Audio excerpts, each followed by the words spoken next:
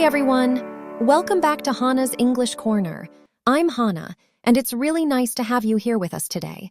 Thank you for pressing play and choosing to spend a few quiet minutes in this space. And I'm Ethan. It always feels special to sit down like this, knowing that somewhere out there someone is listening. Maybe starting their day, or simply taking a moment to slow down. We know mornings can feel very different for each person. Sometimes calm, sometimes rushed, and sometimes a little overwhelming before the day has even begun. That's actually how my morning felt today. I woke up early, but somehow I still felt tired, distracted, and already behind. That's such a familiar feeling, isn't it? Like the day hasn't even started, but your energy is already low.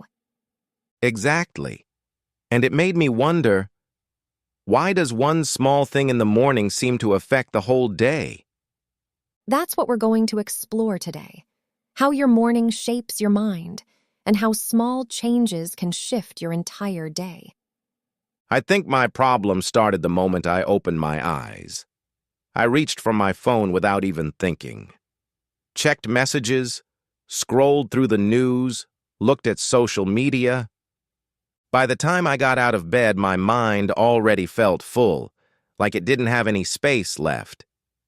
That sounds like what we might call a reactive morning. Reactive, meaning I'm responding to everything around me. Exactly. Instead of starting your day from your own thoughts, you're letting the outside world come in first, filling your mind before you've had a chance to settle into yourself. That explains why I felt so overwhelmed so early. It wasn't the work. It was the noise. That's a really important distinction. Sometimes it's not the day that's heavy, it's how we begin it. It almost feels like opening all the windows in your house at once, and suddenly everything outside rushes in. That's a beautiful way to describe it. And once that noise is inside, it's hard to find quiet again. I like to think of the mind in the morning as a quiet room. When you first wake up, that room is still, calm, almost empty. And the first things you allow into that space, they matter more than we realize. So when I check my phone right away, You're opening the door before you've even stepped inside. that makes sense. It's like I never really arrive in my own day. Exactly. And when that happens, it's easy to feel like you're already behind, even when nothing has actually gone wrong yet. So what can we do differently? Maybe it starts with something very simple. Just giving yourself a few minutes before the world comes in. Not checking your phone right away, not rushing into information, just sitting in that quiet space for a moment. That sounds peaceful, but also a little uncomfortable. It can feel that way at first, because we're so used to filling every moment with something. But maybe that quiet is exactly what we need. I think so. It gives your mind a chance to wake up gently, instead of being pulled in every direction all at once. If I don't start with my phone, I honestly don't know what I would do instead. You don't need to do anything big. Sometimes it's about very small actions, things that bring you back to yourself. Making your bed, drinking a glass of water, standing by the window for a minute. Those sound almost too simple. They are simple, and that's exactly why they work, because in those small moments, you're not reacting anymore. You're choosing. Choosing how to begin the day. Yes, and that feeling of choice creates a quiet sense of control. I think that's what I was missing this morning. I didn't feel in control at all. And when you don't feel in control, everything feels heavier than it actually is. So these small actions, they're not just habits. They're signals. They tell your mind, I'm here, I'm present, I'm starting my day in my own way. I like that. It feels less like a routine and more like a reset.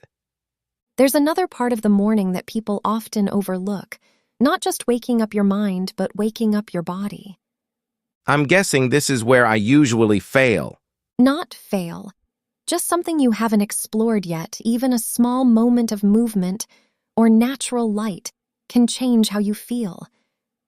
I've noticed that on days when I step outside early, everything feels clearer.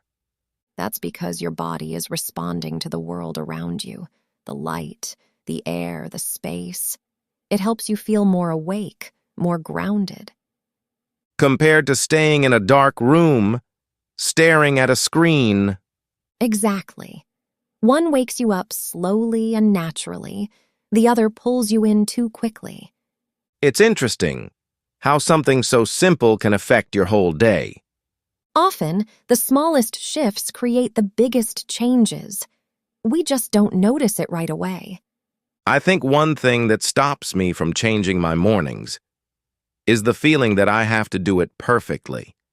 Like if I check my phone once, then I've already failed. That's a very common thought. But mornings aren't something you pass or fail. They're something you experience and gently adjust. So even if I start my day in a messy way, You can always come back. Even one small moment of awareness can shift your direction again. that feels much more realistic. It's not about creating a perfect morning. It's about creating a morning that feels like yours. That's a very different way of looking at it.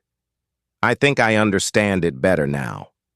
It's not about waking up earlier or doing more things. It's about how I enter the day. Yes, how you begin shapes how you continue.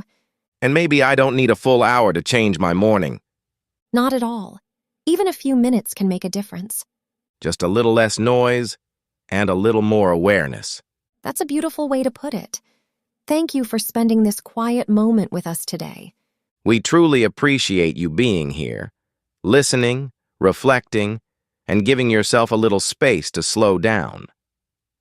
If something from today stayed with you, even in a small way, we hope you carry it into your next morning. And maybe tomorrow, you can try something simple, just the first few minutes of your day, without rushing, without noise. It doesn't have to be perfect. It just needs to be yours. We'll be here again soon for another gentle conversation. Until then, take care of yourself. And remember, keep your English alive in your own way every single day.